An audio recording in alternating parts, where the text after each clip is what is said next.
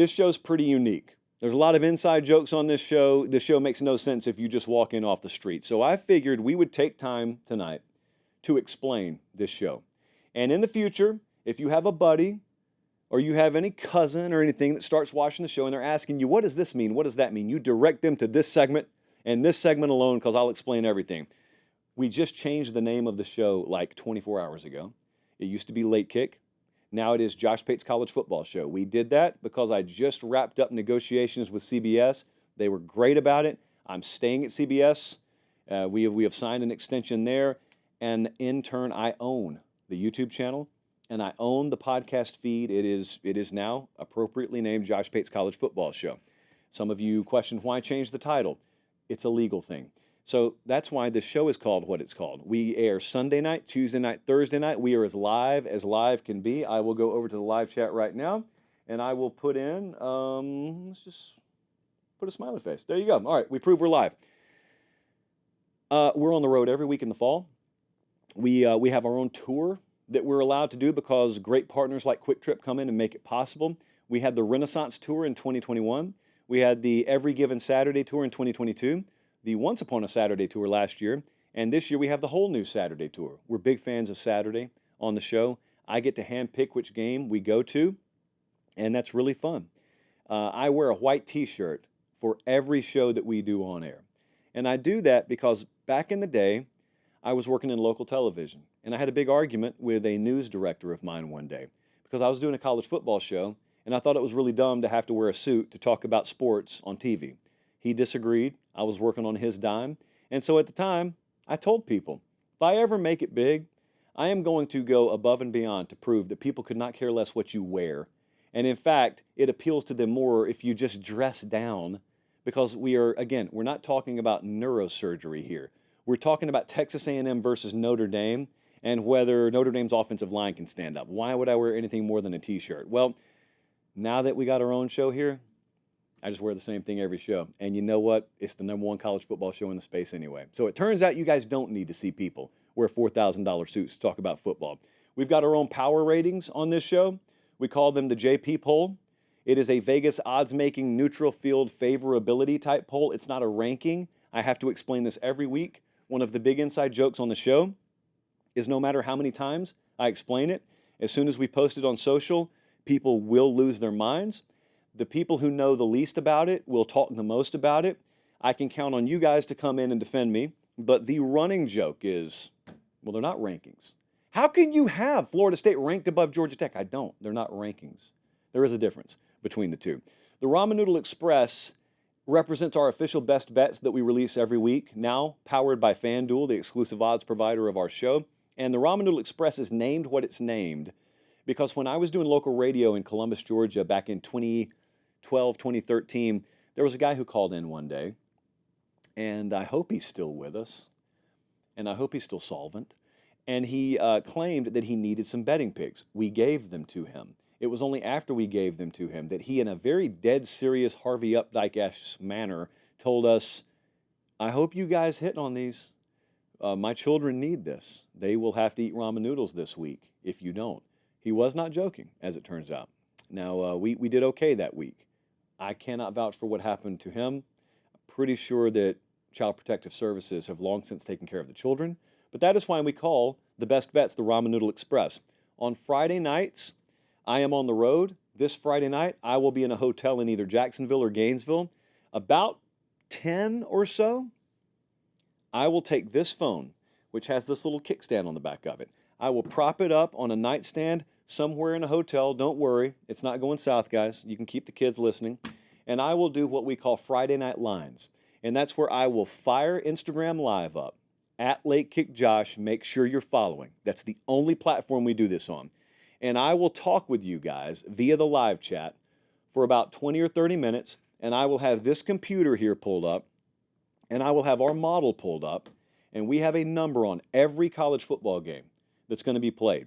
Most of the games I will not be betting on. I'll let you know the ones I am betting on, but you guys are interested in them. And so I will let you know what the model thinks about the games you're interested in that I didn't cover on the show and that I'm not betting myself. Friday Night Lines is probably some of the most fun content that we produce all year. We do it every week. It's live. It's very unfiltered. It's not approved by management. It is brought to you by FanDuel. And we do it on Friday night. And it will premiere for the 2024 season this Friday night. I'm really into storm chasing. There are a lot of storm chasing themes woven into the show. It is my biggest hobby. I do it in the spring. Frequently, we have to change the airing of the show in the spring because I'm on the road chasing tornadoes. I have seen 14 of them in person. This last spring was particularly active. I love trains. I grew up loving trains. I am not a little kid anymore, but I still love trains like I did when I was a little kid. So when we made our fictitious university, we made our mascot the Freights, the Pate State Freights. Pate State, if you didn't catch that, is the fictitious university we just kind of made up because if we're going to be a college football show and we believe in branding, I figured, why not have our own fictitious university? Why not call it Pate State? It rhymes and everything. Why not get ourselves a mascot? Why not get ourselves a secondary mascot? Look, there's Chuggy right there. Chuggy's at the bottom of the screen. So our biggest rival is management.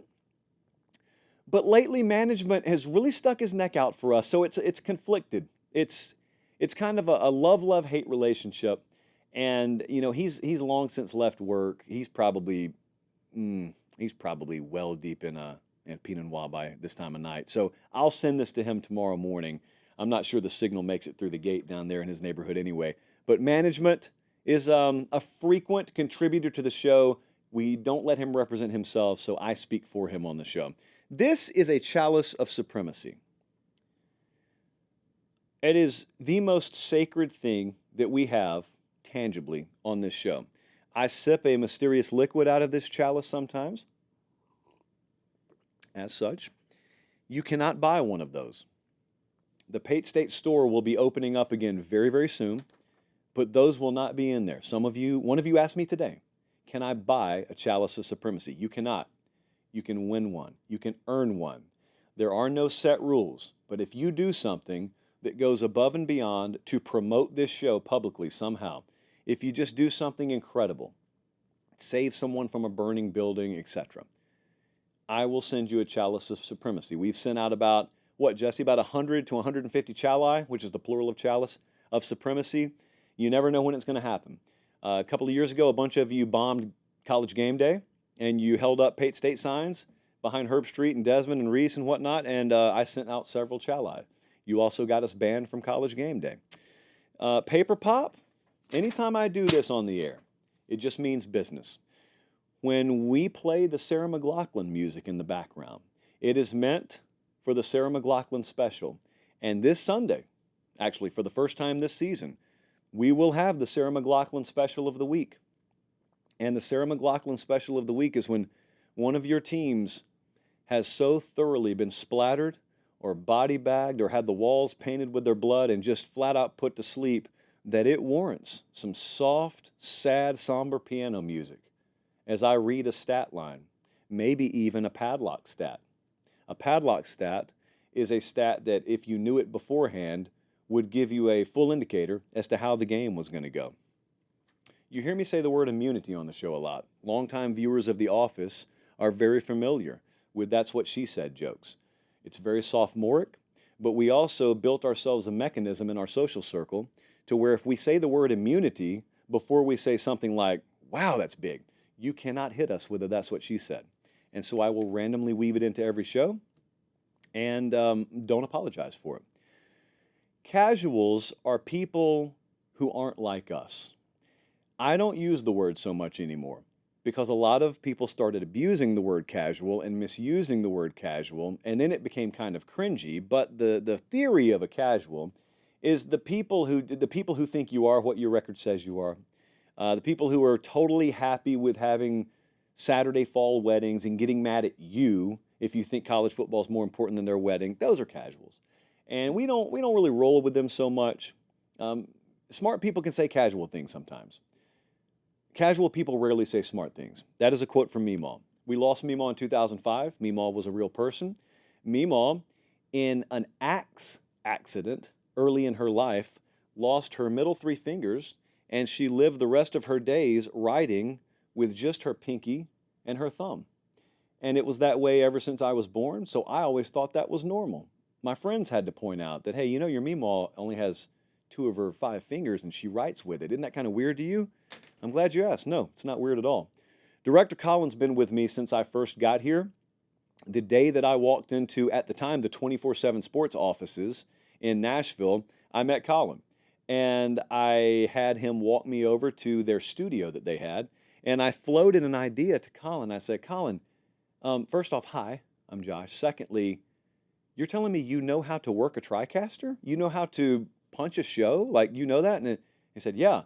Does anyone here know that you know how to do that? They don't really ask. And so I asked him. And so Director Colin and I, the day I got here, launched the idea to do, at the time, Late Kick Live. And we started doing it, and then COVID set in, and we weren't dumb enough to talk about politics or infectious disease on the college football show that we started. So we stuck to college football, the audacity, right? And the show skyrocketed immediately, and it's never slowed down. And so now we kind of get to do whatever we want to because the show makes a truckload of money for everyone around here. And so they kind of stay out of the way, and we really appreciate it. And they're very cooperative with us and let us do, frankly, more than I ever thought we'd be able to do. Friday Night Lines, I already explained to you. It happens on the iJosh, which is just what I call my iPhone. There's really not a whole lot to that. If it sounds douchey, it is, and I'm not apologizing for that either. The Pate State store, as I said, will open up again very soon. We are extremely well sourced here through the most atypical means possible. As we started the show, a lot of people appreciated it because the entire reason we started the show is I didn't think most of the college football shows out there were worth anything. I grew up watching some of them. I didn't think they were good anymore.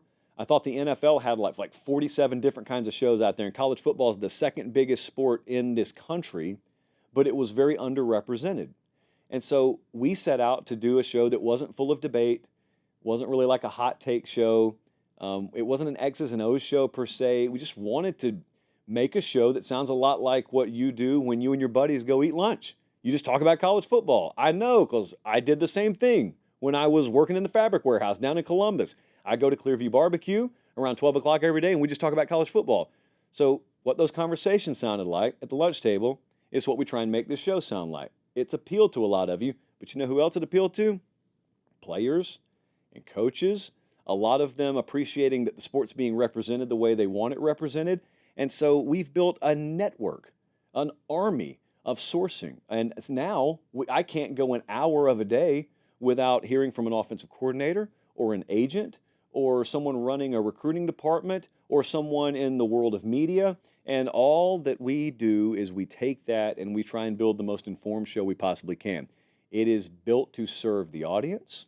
It will always be built to serve the audience. I know we have some fun on here from time to time, and it can sound like it's self-aggrandizing a little bit. I promise you, it's the last thing in the world that we try and build this thing to be, because there is nothing special about us. There's something special about the fact that you watch. That's what's special about it. So we don't take that for granted, and we never will. Also, we don't really have many guests on the show. I do go out on the road in the spring. We sit down with the head coaches, pretty much every one of them in the country, open the door to their facilities for us, and we can go and we can get sit-downs with them. But by and large, especially in the fall, we don't have guests except for Thursday nights because, yes, Cold Cuts will be back this year, and our buddy Cole Kubelik, starting in about 48 hours, will be stopping by, and I'm going to do something a little different this year with Cold Cuts. I'm going to look at the live chat when I bring Kubelik on, and we're just going to react to the live chat. Could be terrible. Could be great. We'll see how it goes. Yeah, so that's about what I have. That's about as good an explainer as we've ever done for the show. Any questions? I will take them in the comment section.